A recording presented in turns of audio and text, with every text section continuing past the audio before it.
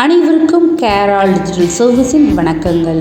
எப்படியாச்சும் நம்ம சம்பாதிக்கிறதுல கொஞ்சமாக ஒரு அமௌண்ட்டை சேவ் பண்ணிடணும் அப்படிங்கிறது மிடில் கிளாஸில் இருக்கிற எல்லாரோட கனவும் தான். இப்படி நாம் சேவ் பண்ணக்கூடிய அமௌண்ட் நமக்கு நல்ல ஒரு லம்சம் அமௌண்ட்டை, அதாவது நம்ம சேமிக்கிறத விட பெரிய அளவில் அந்த அமௌண்ட் நமக்கு திரும்ப கிடைச்சா அதை விட மகிழ்ச்சி வேறு எதுவுமே இருக்க முடியாது.